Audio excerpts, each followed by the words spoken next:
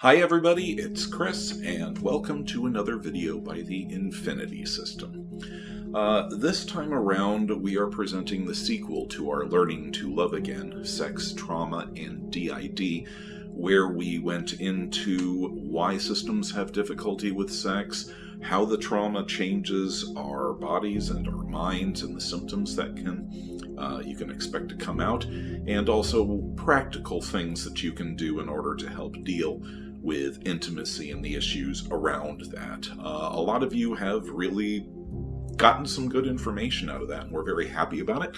It's our most viewed video on our channel, and we wanted to go ahead and, in that spirit of independence from all the bad things of the past, we wanted to release a sequel this year, also on Independence Day.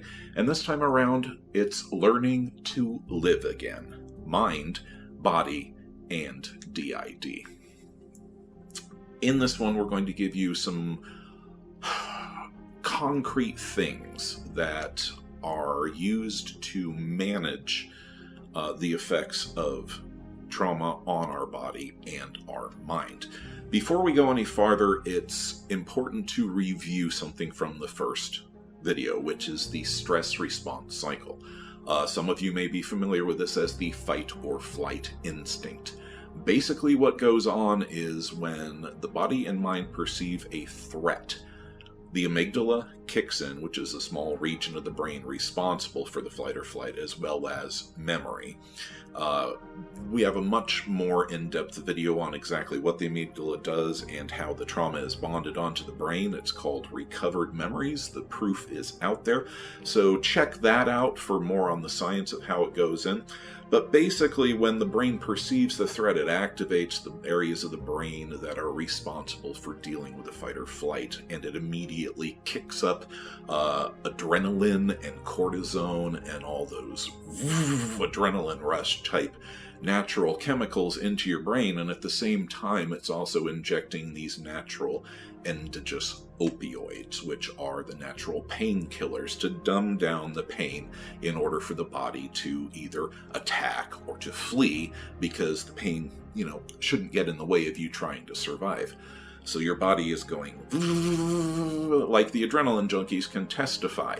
It's a natural high. The trouble for DID systems is that the trauma bonds onto the brain at that state. You are continually switched on high because the cycle never closes, because as the trauma imprints onto the brain, the need for the amp me up chemicals and the need for the dumb down the pain, it's bonded at that moment. It never actually completes. So systems and trauma victims are continually stuck in high gear. For trauma victims, obviously, this can lessen over time. For DID systems, however, and those of us with trauma-locked alters, we're stuck there. So that's why you're tired all the time and burnout. We do go into this far more in detail in the Learning to Love Again, the first part of this series, so please go and check that out. But what we really didn't go into the first time when we're dealing with the sexual effects and the relationship effects and the mental effects, we kind of glossed over those, but we really never went into exactly how to deal with these things, common things that you can do. The first thing, we're going to section this off into two different categories, mind and then body. So let's deal with the mind first, because that's kind of where everything flows from. The first thing that we can't state strongly enough is the need for therapy. Therapy can be very difficult to take. It can be very scary, particularly trauma therapy. One of the main things to remember is look for a therapist that you're comfortable with, who has the skill set, who's going to be able to help you progress, who's willing to work with you rather than put you artificially under a bunch of strictures. The main thing to remember is you, as the patient, are in control. You set the course, you set the guidelines, you set the areas that you want to work on within a certain degree. Obviously, your therapist is going to have input, and you need to learn to listen to their ideas as well. But when we went into therapy, it was a very scary experience. We didn't know what to expect. We expected like a, Alcoholics Anonymous 12-step program, but that actually didn't happen. So don't be afraid of therapy. You are in control. Find yourself a good therapist that you're comfortable with, that has the skill set that you need. If you can't find one like that, do your best, but at least make sure that you're comfortable. Don't be afraid to look around for different therapists or ask for a different one if you don't feel that there's a connection or that they're a good fit. So really, that's it on the therapists themselves. Now, in therapy, generally, therapists will section this off into two sections. One, they need to stabilize you and give you the tools that you need in order to then deal with the trauma later on. Now, these fall into a couple of basic categories. We've heard us talk about DBT a lot as being keeping yourself busy. Well, there's another side of that, and that's actually a subset of what's known as CBT, Cognitive Behavioral Therapy, which basically holds that your thoughts and your emotions and your actions are all connected to each other and affect one another. This can lead. This viewpoint allows you to begin to recognize the cycles of behavior that the trauma will induce and your reactions to it. The CBD is basically focused on identifying those areas and identifying how you react to various stimuli, various situations in your life. Not so much why you act that way, which is what we covered in the previous one, but why you choose to act this way, why the trauma is causing you to act this way and causing these emotional responses and causing these patterns of response. So in a nutshell, CBT overall looks at doing that, making you aware of your patterns and helping you to break those cycles of behavior, or at least to become aware of them so that you can better deal with them. Okay. In that subset is what's called DBT, or Dialectic Behavioral Therapy, which we've summed up as basically just keeping yourself busy, but there's more to it than that. So that's kind of a gross oversimplification. Basically, DBT is based on several different principles. They actually literally break them down into various steps. So we're going to go over the highlights of them. The first one is mindfulness. I'm sure that all of you have heard about this. Mindfulness is a great way to relieve stress. It seems to be, on vogue in the minute.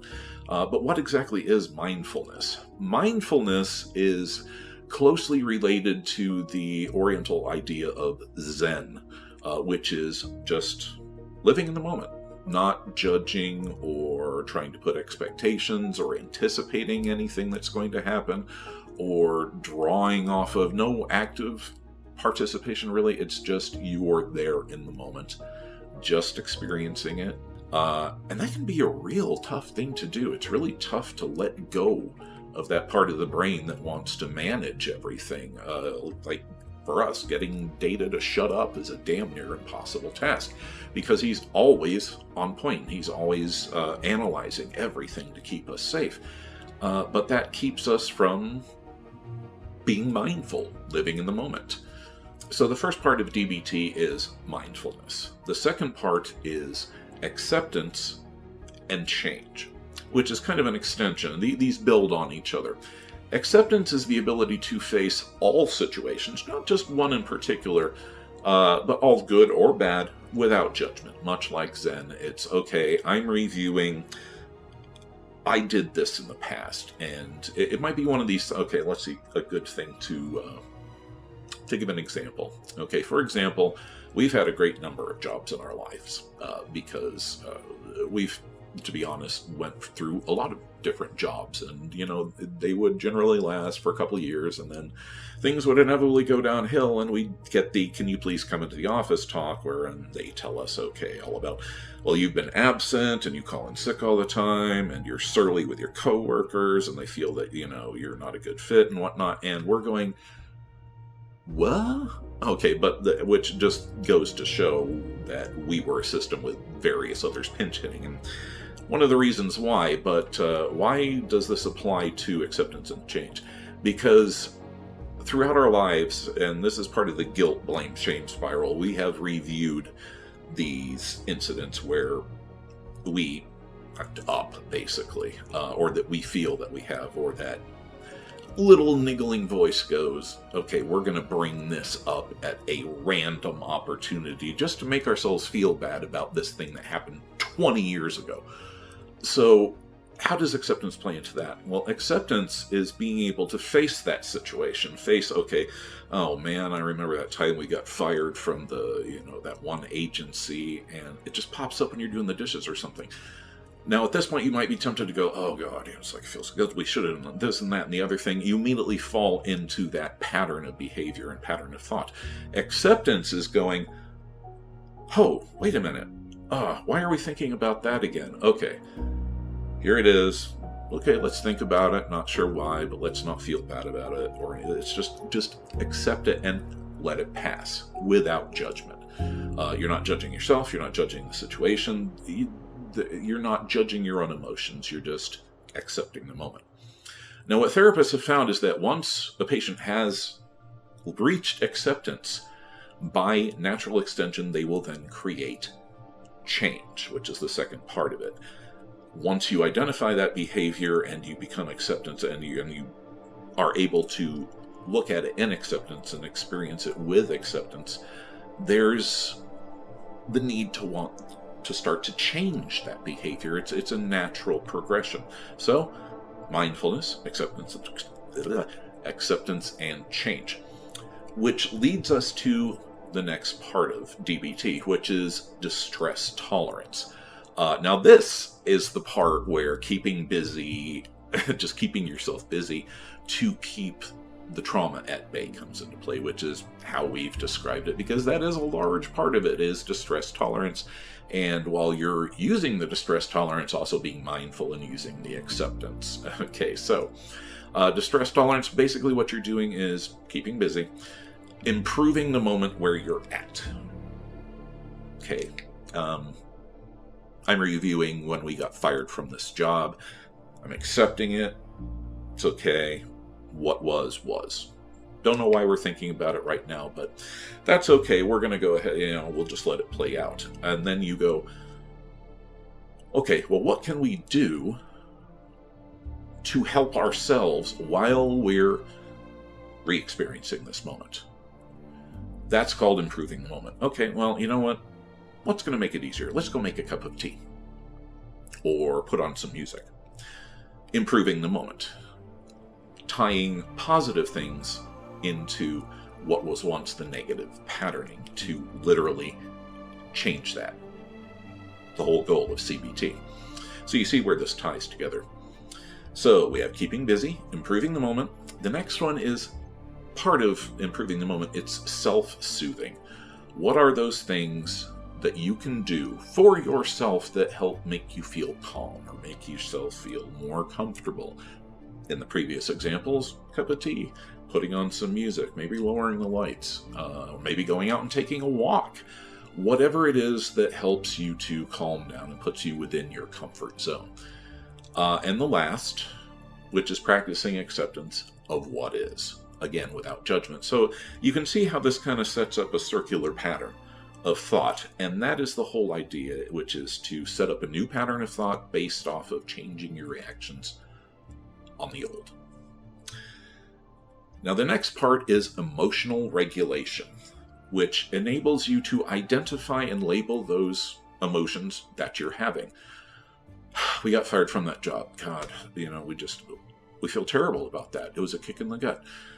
We felt worthless, and fearful. How are we going to provide for ourselves and our family? That guilt. Okay, I'm feeling guilty about this. I'm feeling fear and anxiety, or I felt it at that point in time, for this event and the consequences thereof. And it's important to identify and then label those emotions, to sort them out so that you're looking at the pictures rather than the whole movie, as it were. The next thing is to identify obstacles to changing your emotions. Okay, I feel guilty about losing this job. Why do we keep feeling guilty about this? Why can't we just let this go? Okay, there must be something else that's bugging us. Okay, we've identified guilt, fear. It was the fear of having to go home and tell our wife, honey, we've been fired. Or go home and say, don't know where the next paycheck is coming from. We're going to have to cut back on the budget. That fear. So that fear is an obstacle to getting rid of the guilt. It lingers to change that emotion. The next part is to reduce the vulnerability to the emotional mind, which is literally what we've just been talking about. When you begin to pick these things apart and recognize the patterns, it reduces your vulnerability to them taking over for those 3 a.m. repeats, or those repeats of this replay that suddenly somebody somewhere back there decides to throw back up. And we've discovered that a lot of that in us is tied to some of the persecutor alts, and that's how we actually know that we've got one non-co, because these thoughts keep coming up, and there is a difference between them drifting up naturally and them being shoved, which is passive and active influence. And if you want to learn more about that, check out our video on that up there. Okay, so you want to reduce the vulnerability to that emotional mind. The next thing that you want to do is to increase positive emotional events. In this case, been fired from the job, we're full of guilt, we're full of fear. We go home and we tell the wife, and the wife, instead of railing against us or being angry, chooses to support us and say, it's okay, honey. Calm down. We'll get through this. We'll do what needs to be done. Giving that positive emotional event. Now, do we concentrate on that when we remember this incident at 3 a.m.? No. We're concentrated on the guilt and the fear and that sick feeling that we feel in our stomach. We're not thinking about our wife going, it's okay. I love you. We'll get through with it. So once you identify it, you can then increase that positive emotional event instead of the negative ones. This leads into increasing mindfulness to your current emotions, taken out of the context of these memories, just everyday life. I'm at the store. I'm starting to feel closed in. I'm starting to feel panicked.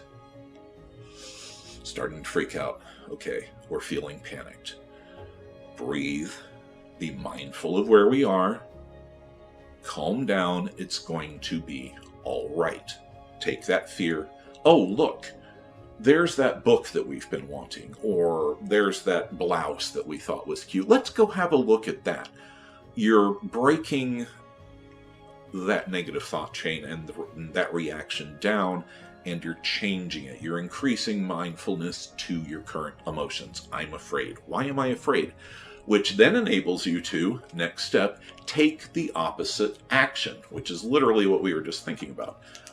In our case, okay, let's go back to the job thing, instead of letting that boy us down, keeping that mindset, ignoring the positivity from our wives, instead, we take the opposite action. Instead of feeling guilty, we focus on, you know what, this is a new opportunity. I didn't really fit in there, and I wasn't terribly happy with that place anyway.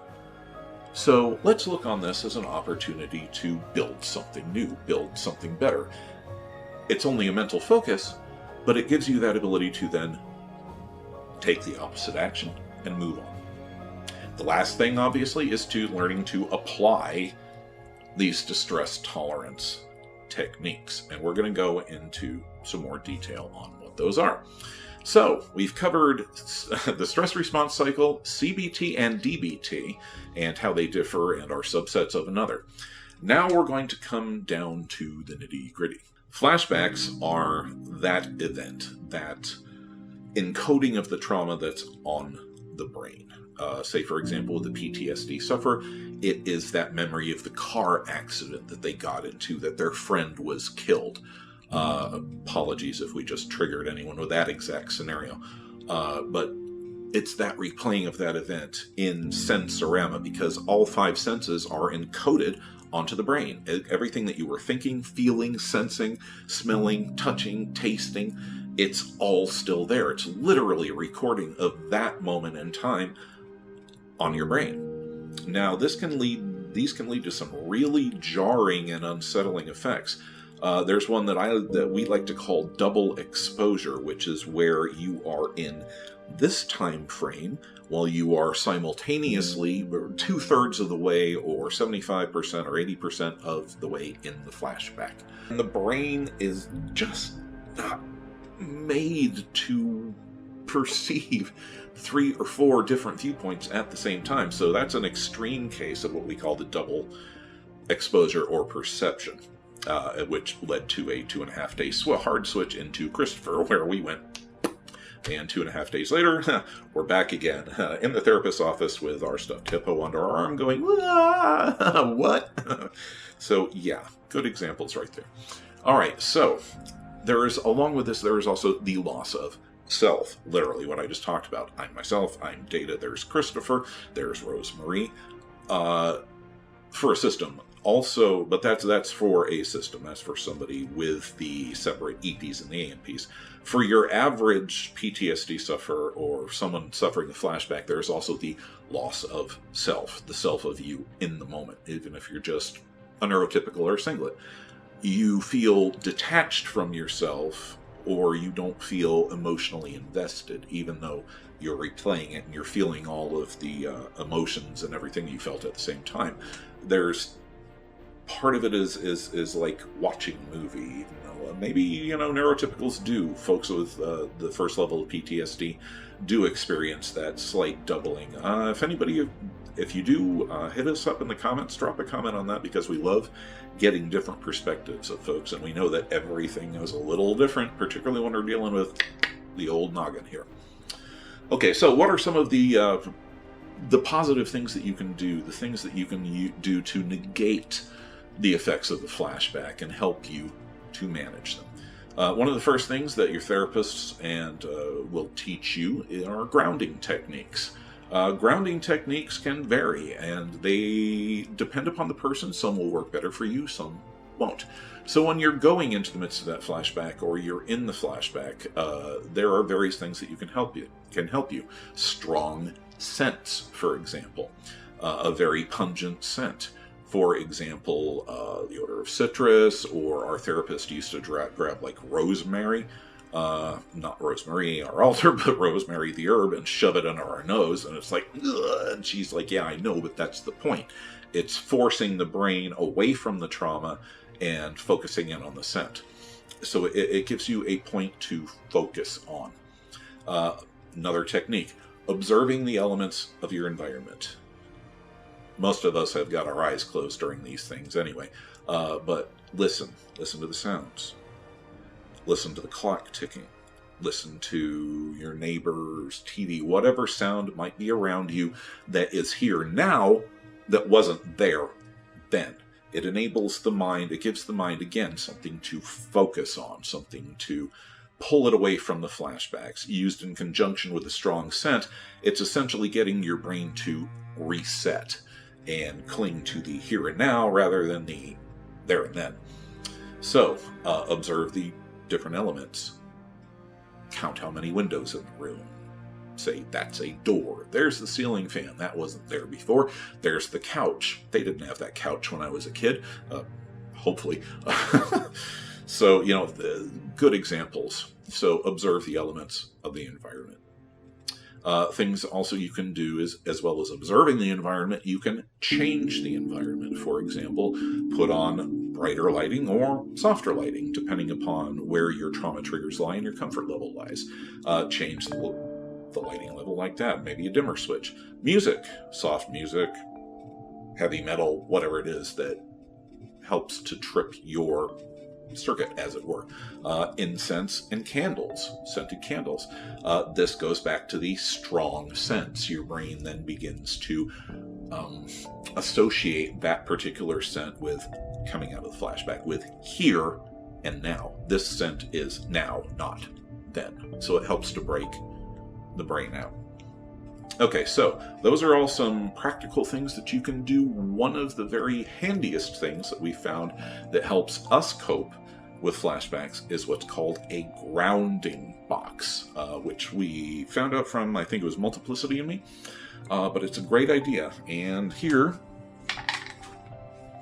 is ours. This is our grounding box, which contains a variety of different elements. Grounding objects, some with hard edges, some are squishy. We'll go over them one by one. Along with a strong sense, this is ours. Mandarin orange oil from Wally World. It's very pungent, and it's citrus, and it's now. So anytime that we feel ourselves starting to slide down the rabbit hole into a flashback, we will grab this and shove it under our nose, or literally just oil under the nose. It's not terribly appetizing, but it does the job. So that's like our first go-to thing. Next, we have a miniature pill bottle that has our propranolol, our anti-anxiety medication, and also ibuprofen, which is for the TITH headaches, which we will get to in a minute. It also helps, let me set these things to the side here, kind of need a side table. It also helps to have something to stimulate your brain. We have a variety of hard objects, a rock here with pointy edges, brass disc that we can clutch in our palms and hopefully not have cut into our fingers when we're doing it. It helps for some reason. And we have a bag here that has various brass weights in 3 different sizes and a 6-sided dice. And what we do in order to force our brains to recenter is we'll take the top of our box here, place the weights at different corners, roll the dice, and then move each weight in a pattern that number of times. What this does is it helps to re-engage the brain to now instead of then. So you might want to give that a shot, see if that works for you. Flashcards are also another good one that could take the place of the dice game. Even just the weights themselves, they've got hard edges, and that tactile weight to it can help. So yeah, flashcards, like for school kids, basic shapes and numbers. I know it sounds silly, but essentially your brain is kind of reverted at that point. So it helps to stimulate the natural function and bring it back. Flashcards, and another one that we've come to rely on a great deal, because when you are in the midst of the flashback, your speech center may disconnect, or you may have trouble forming words or communicating to people around you how you're feeling or what your needs are. So we started to write down common things that we would experience on little cards, like can't talk. We don't know who is fronting right now. Too many up front. For when they get frustrated, I'm trying. Yes. No, well, no. Yes. The names of the various alters. John, Jack, Mimi. A little is up front. Things of that nature. Things that you may need to communicate to your therapist or the people around you. For example, orange oil, if you can't grab your box. So there's that. I need help. Probably one of the single most important cards in there. Now, sorting through these things in order to find the right one can be frustrating. So we have about the first dozen or so that we will still use. But we found it much easier, actually, to grab a pen and paper or a notebook or a journal or something and have it at hand with a Sharpie so that you can literally write out when you're not able to talk. If you're not able to write there, if some systems aren't, obviously that's not going to be much use to you, so maybe the flashcards are a better idea. So that is our grounding box, and we always keep that in one location where everybody knows where it is, so they'll know exactly where to go if we say, please bring us our box. So, grounding box, full of grounding items.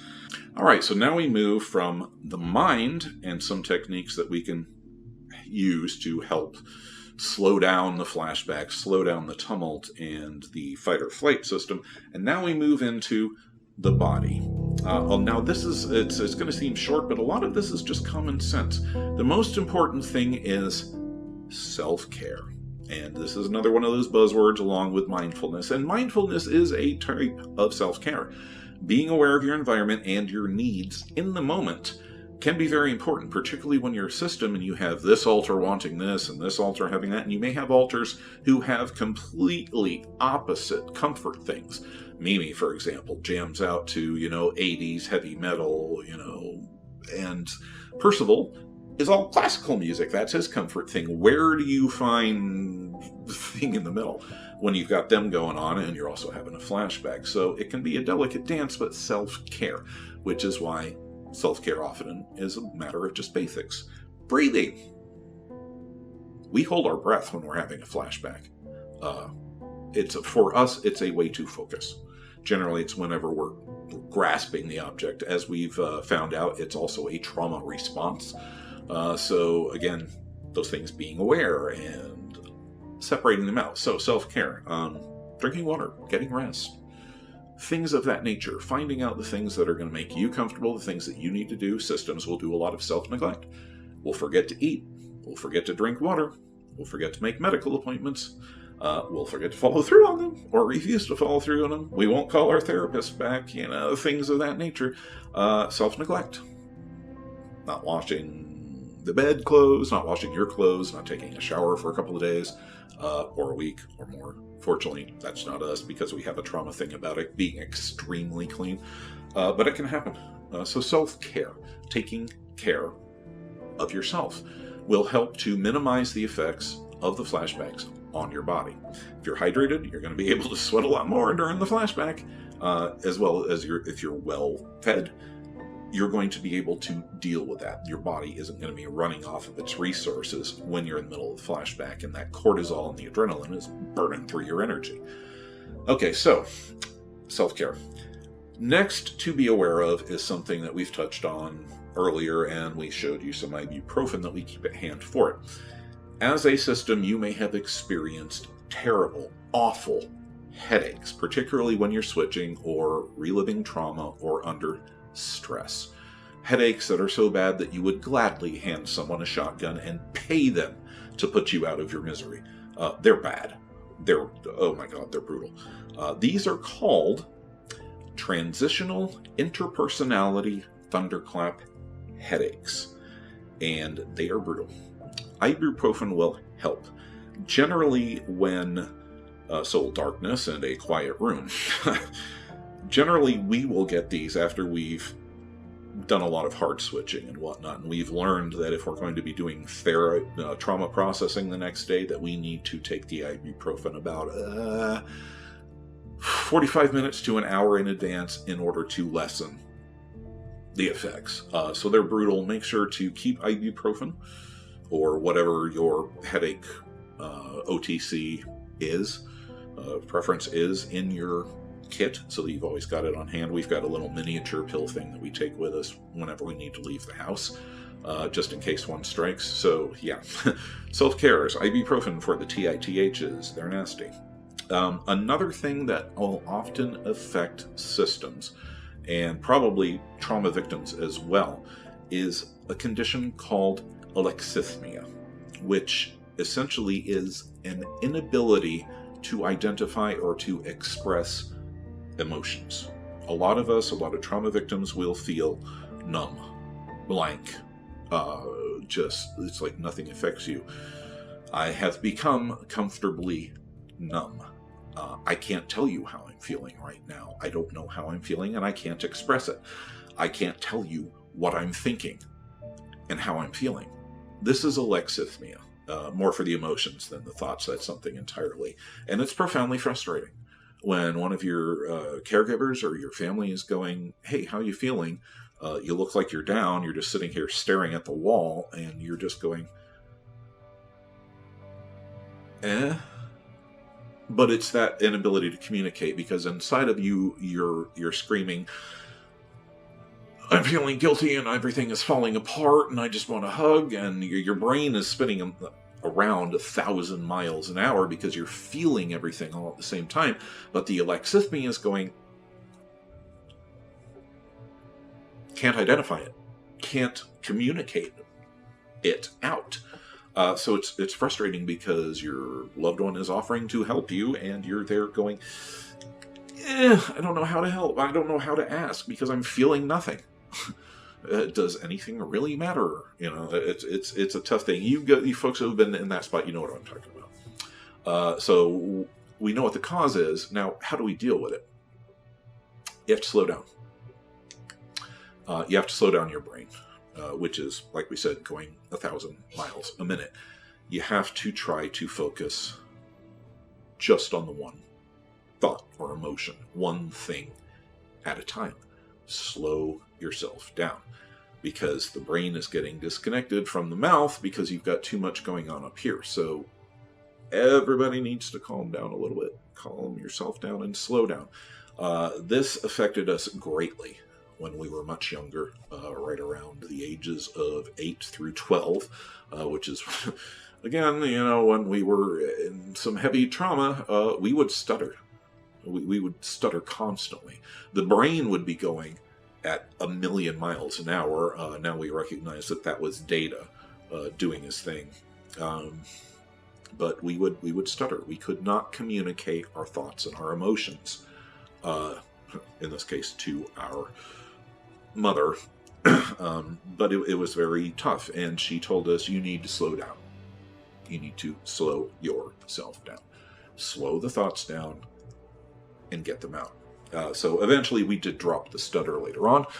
Interesting thing when we are under extreme duress sometimes, and particularly if we're in a situation that reminds us of that particular, see, we're doing it now, that particular period of time, the stutter will come back real strong.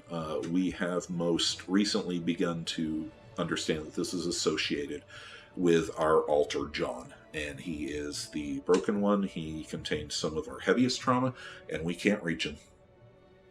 But every time that he's been out for our therapist, when he's not screaming in fear, he stutters terribly.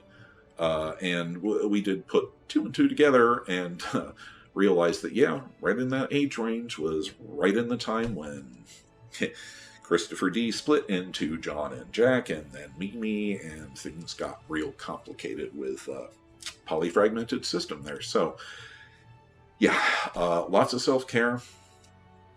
Slow down the thoughts. Slow down the speech. One thing at a time. Ibuprofen for the TITHs. Just keeping yourself in general good health is going to help your body. And again, do things that feel good to you.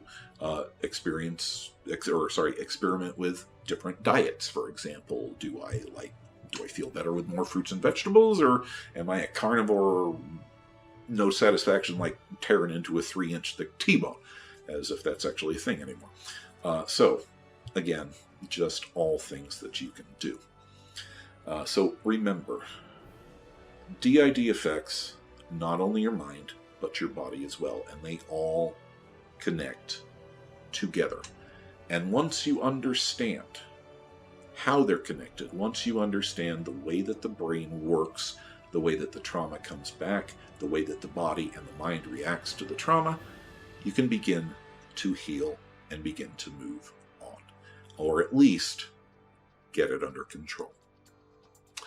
That's it for this time, guys. We hope that some of these techniques will help you guys out and maybe make things a little bit easier for you.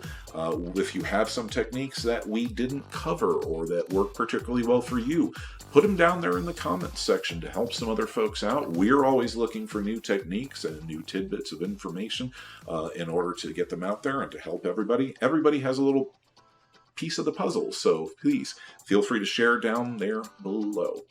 We'd like to thank you guys for watching and ask that you click like, share, subscribe, and hit the bell icon to be notified the next time that we upload. And as always, we want to remind you that you are loved, that you are strong, and that you are not alone. I'm Chris.